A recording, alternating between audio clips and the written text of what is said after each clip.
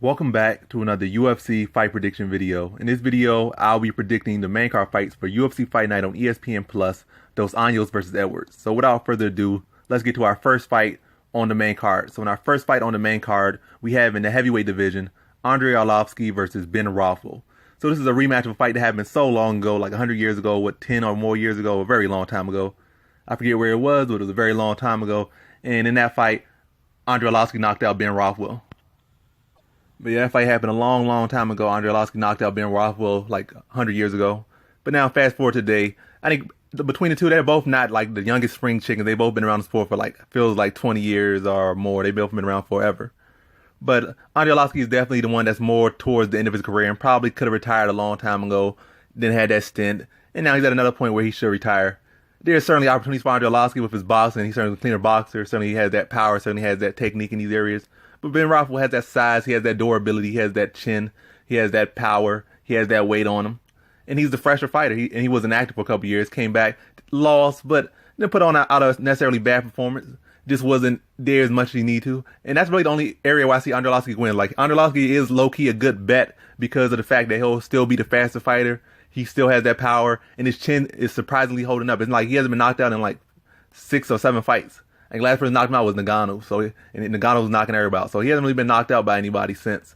So his chin is obviously not as bad as what we assumed it was or what it was said to be. I guess somehow he got older, but his chin got better or something, or he's got better at taking shots, whatever the case is. Arlovski's chin's been holding up, and he's the quicker fighter. He has that box. So, and Ben Rothwell doesn't put the most output, so there's an opportunity for Arlovski to beat him that way, or maybe catch him with a shot where Ben Rothwell becoming overzealous, thinking his chin is unbreakable or whatever. And there's an opportunity for Arlovski to win. Very good chance. But I'm still going to just lean to Ben Rothwell. He's a fresher fighter. He has more left in the tank, I feel. And even like in the last fight, Arlovski, he should have won that fight in my opinion. I picked the other guy, but Arlovski should have won. He did more work. He landed cleaner shot. He dictated the pace of that fight. But it's like even when Arlovski wins a fight now at this point, unless he gets a finish or something, they really don't really want to see him win too much at this point. Like they kind of saying your day's up. Well, I guess the judge is not too much involved in that, but he won the last fight and they still gave it to his opponent. And with that being said, that would have been one of the best chance for him to win, to outvalue or outstrike Ben Rothwell, and even still lose when he does that. Really hard to kind of pick Arlovski in this matchup. But he is a good bet, a sleeper bet. But as far as just straight up predictions, I think Ben Rothwell did, like I said, he's a fresher fighter, or he has more left in his tank. He's the larger fighter, the more durable fighter, the more powerful fighter. And I think he can do what he wants to Arlovski in this fight. I'm not saying he's just going to walk over him, but I think if he pressures heavy, I think that shot's going to open up. And I don't think Arlovski can take too many shots from Ben Rothwell. I think it's going to be a competitive fight, but I think eventually Ben Rothwell, once he gets hit with a big shot, he's going to get frustrated. I mean, he'll get angry like he do, start pressuring you, start throwing volume on you, and just smother Arlovski against the cage, land some big shots, and probably finish him in the second round. So in this fight, I got Ben Rothwell via second round TKO. Now on to our next fight we have in the lightweight division, Alexander Hernandez versus Francisco Trinaldo. So I don't know where Trinaldo is right now, because sometimes I'll be keeping up with him, and sometimes I don't. Then he'll be on a winning streak, then he don't. Right now, I don't know. I'm not too sure where he's at, but I don't think he's on like no big 5-fight winning streak. And again, most he might be on a 1-fight winning streak or like a 1-fight losing streak. So, Trinaldo's a solid fighter, but as always, he's definitely getting up in there in the age. He's probably in his 40s now. But yeah, Trinaldo's definitely getting up there in age and has already been up there in age. And look at him, he's fighting a young guy, Alexander Hernandez. I think he's under 25 or at 25, 26. So a very young fighter, still growing, not even close to his prime yet.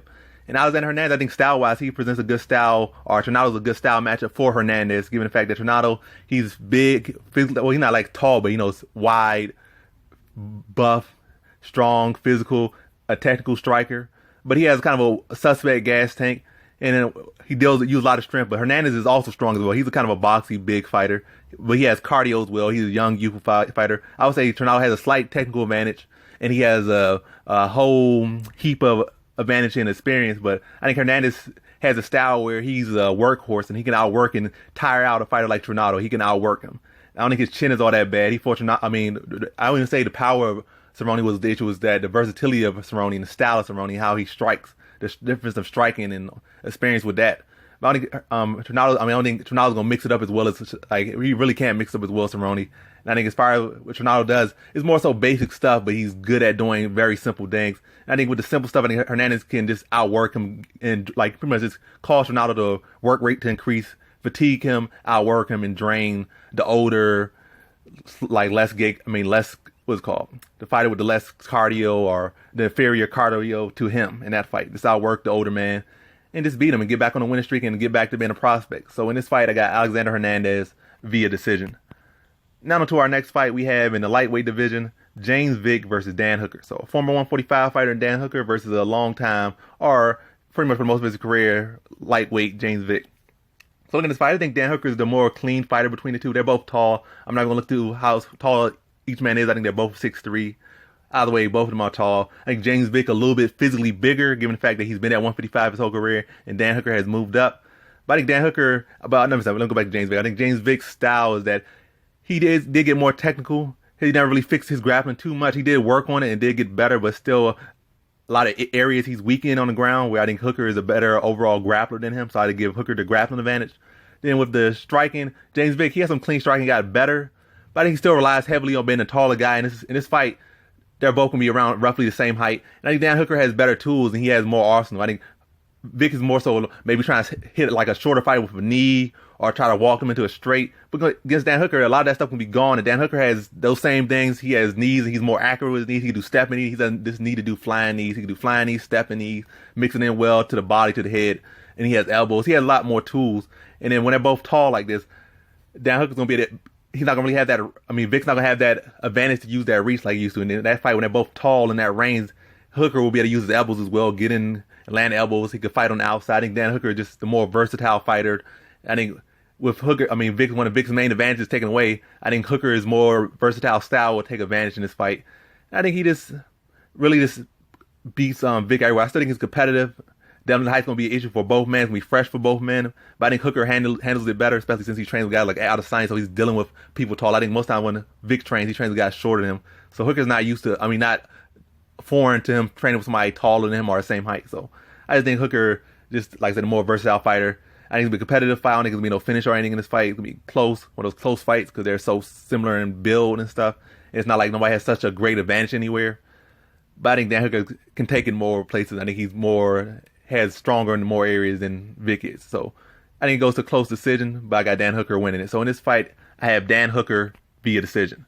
Now on to our next fight we have in the heavyweight division, a grudge match of sorts, Greg Hardy versus Juan Adams. So looking at Juan Adams, he certainly has the more traditional background, a wrestling background.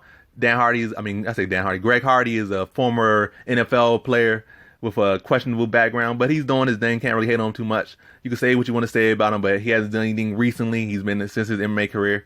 And you can say try to keep somebody passing him, but he's doing his thing, so don't hate on the man. If he does something again, bring it up again. I can't tell you how to feel about somebody, but right now, that's besides the point. Let's talk about how his style. I think with John Adams, he has come on a more traditional route. I never really liked his strike. I think he's getting better. He's starting to put weight on his shots, but now he needs to start shifting and placing it better, putting it on the money. Like first it was just like he was just throwing arm punches. Now at least clean up his striking in a very short amount of time. But I think in this fight that what I like when I want to see a wrestler, I want to see him be able to wrestle nonstop. And I don't think he really has nonstop type of cardio or nonstop pace to really implement that wrestling. If he was nonstop, I think this fight would be all his if he would do that with his wrestling. But I think Juan Adams kind of get a little predictable with his takedown. He just try to use strength, trying to use size, and he can keep a decent pace for a little bit, but then he starts to slow down. Against a guy like Greg Hardy, who's gonna be a physical specimen. I'm not saying like so amazing or nothing, but he has those same strengths. He could defend takedowns pretty well because that's what you do in whatever his position he had. He's always kind of working with that upper body strength and defending those takedowns. I think it was most of Juan Adams gonna try to get underneath him, and he's good at defending underneath naturally. Even though he didn't have a wrestling background, he's good at defending that. I don't think Juan Adams is sneaky enough with the rest. He's just too physical. I think with him being looking for such a one-way path to victory and being only pretty much boxing himself in, even though he's a wrestler and the more well-rounded fighter, maybe on paper here and there, I think he's going to make himself the more one-dimensional fighter because he's going to be trying to go for that rest too much. Or maybe he's going to either do the dumb thing and try to, trade with Hardy and try to make it a brawl and try to do something dumb. Either way, I feel he's going to make himself kind of predictable in a way.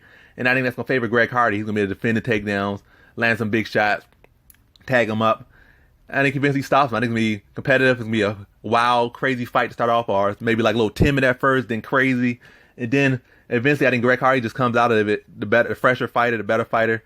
And I think Greg Hardy, he's been under the spotlight, so he's had people hate him. All these people hate him. I think Juan Adams is going to be affecting him more. It's going to be affecting Greg Hardy. I think Greg Hardy is going to take full advantage of Juan Adams being the person with so much emotion going to this fight. Greg Hardy won't have really any emotion because he's already been in the spotlight. He already been through this stuff. Whereas Juan Adams taking it upon himself to be mad about some man that has nothing to do with him. I think that's really going to affect him a lot. And like I said, I think Greg Hardy's going to take advantage of that, take advantage of the one-dimensional attacks or the telegraph attacks, let him wear himself out, and then eventually pick him off and take him out of there. I think it happens within the early stages of the matter of fact, I'm saying happened in the early stages of the third round. So in this fight, I got Greg Hardy via third round TKO. Now onto our co-main event, we have in the heavyweight division, Oleinik versus Walt Harris. So look at this fight. Oleinik is a very crafty guy. Sometimes he looks like such an amazing world beater. Sometimes he looks like an old weird guy. Well, all the times like old weird guy, but sometimes he's like a winning old weird guy. Sometimes he's like a loser old weird guy. You got Walt Harris, a lot of talent, big, a lot of power. Grappling certainly leaves a lot to be desired, but striking-wise, he's pretty impressive. Always pretty clean striking. Just needs to work on it a little bit, maybe a little bit more output, but power is certainly there. The time is certainly there, and he's a clean fighter. Well, he did if that's positive, I'm saying. But whatever cases, we're just looking at him as far as what his skills go. So looking at his build, I think Walt Harris can cause Oleinik a lot of problems. Oleinik had a lot of issues with those wider built heavyweights because physically he can't really throw them down, or he might rely on hurting them to get them down on positions. Because his offensive takedown defense offense is not the best. Well, I'm talking about Oleinik. His offensive takedown offense isn't the best. So with guys like that build, it's hard for him to get them down. Then he ends up just being stuck on the feet with them and not in his element. So I really think that Walt Harris can cause a lot of issues. If it does go to the ground, the whole complexion changes. But I think Walt Harris, with his build, he's able to keep the fight on the feet. I think it's going to be a little bit too big, too wide for Oleinik to really get him down. And Walt Harris is very good at fighting on the outside. I think he'll be able to keep Oleinik from getting in and throwing those winging shots or anything crazy like that. It's really just pick Oleinik off and keep him on the feet. Oleinik does have a good shot, but I think Walt Harris, with his build and his size and strength, I think he's kind of a bad style matchup for Oleinik, given Oleinik's history as far as in the UFC. And keeps on the feet, tags up Oleinik, keeps on the outside, understanding that Oleinik wants to get on the inside, land something awkward, or get himself set up for some takedowns so he can set up a weird submission. I think Walt Harris keeps fighting on the feet, like I said. Fights at distance, uses angles, lands big shots, and takes advantage of Oleinik's awkwardness from the outside and not on the inside. Because outside, all the awkwardness is leaves you open for pocket, like creates pockets where you get caught from the outside. I think he's going to fully do that, pick apart Oleinik. I think he stops him in a second. So in this fight, I got Walt Harris via second round TKO. Now to our main event, we have in the welterweight division, Rothwell Dos Anjos versus Leon Edwards. So looking at this fight, this is another very interesting matchup. First, I was looking at it, I was saying Leon Edwards. Then for a second, I was looking at it and saying Dos Anjos. I was saying, like, that third round against Gunnar Nelson, even though he's defending himself well in that third round, and overall in the fight was an impressive performance, and a lot of people woke up a lot of people that were sleeping on Leon Edwards. That third round for me was kind of unimpressive because he did survive and no damage was done to him, but the fact that he gave it mount so quickly when he got taken down and had to hold on and stuff, not really the most impressive. Did the job, but it was kind of a low light in that impressive fight. So look, I was thinking about Rothwell Dos Anjos gets him down, it could be a very bad night for Leon Edwards. But looking at the styles in the build, Dos Anjos doesn't really match up the same way that Gunnar Nelson is. He might have some more success at certain areas than Gunnar Nelson. It might be a closer fight than what Gunnar Nelson did overall. But Rothwell Dos Anjos isn't really like a karate style guy. He doesn't mix his takedowns in as well. He's certainly not as long and rangy. He doesn't have that little dart in, dart out style that's hard and confusing. Rothwell Dos Anjos is like a motor car and stuff. Like, he got to start picking it up with pace. Then we start put pace on you, put volume on you. Then everything starts to flow. He's not a guy that like to feint and then to come in and with a strike or one strike, or feint and come in with a takedown, or come in with a feint, then a strike, then a takedown. He's not that type of guy. He's not a blitzer. He's like I said, he's like a buzzsaw. It takes a little bit of volume. Then when he starts getting that volume up, then he starts to push you behind, and everything starts to change for him. Like in the Kevin Lee fight, Kevin Lee at first was landing body shots on almost at will on Dos Anjos. And we saw Kevin Lee start to get tired and more, then he started to implement his own game plan and this and that. And I guess with Leon Edwards, I think the range is going to be a huge issue. I think Dos Anjos is about 5'9"-ish or 5'8", and Leon Edwards is nearly like 6'1", 6'2", so it'll be a huge range. And Leon Edwards is a very mobile guy. He's very good at cutting angles, very good at using that reach. He's very fast. Even though he's the true 170-pounder, he's the faster fighter, the longer fighter. I think he's the younger fighter as well, the fresher fighter. And his grappling is no slouch either. And I think, like a lot of positions that Kevin Lee found success, I'm not saying he's going to take down Dos Anjos repeatedly or this and that, but I think he has a lot of cardio. He's a very fresh fighter, high pace, high endurance type of fighter, and he could push a high pace. He's not going to be some guy that's going to fade just off a work rate. I do have issues with him maybe saying like, oh, if I'm up in the lead, he might take a backseat. But if he's in a fight and he needs to do something, he's going to do it. But the only issue I have with him is he's in the lead. Sometimes he does take his foot off the gas. But other than that, I think Leon Edwards can pick Dos Anjos apart from a distance. Have no issue with Dos Anjos kicks. Had no issue with Dos Anjos in the clinch. As a matter of fact, Leon Edwards is very good in the clinch. I think, matter of fact, in the clinch, he'll have the advantage in the clinch, be able to use that leverage to spin Dos Anjos against the cage, land knees to the body, defend the takedowns well, probably third with his own submission if Dos Anjos tried to go for an aggressive takedown.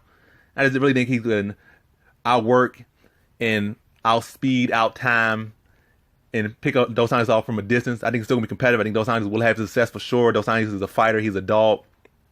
But I just think Leon Edwards just a better fighter at the moment. I think, like I said, I think his build and his range, ability to use that range, his ability to use movement, his ability to use angles, and how much of a dog he is in his grappling.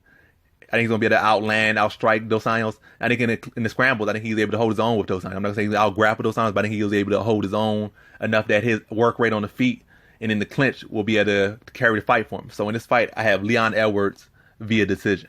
And that concludes my fight predictions for the main card of UFC Fight Night on ESPN Plus, Dos Anjos versus Edwards. And as always, thanks for watching.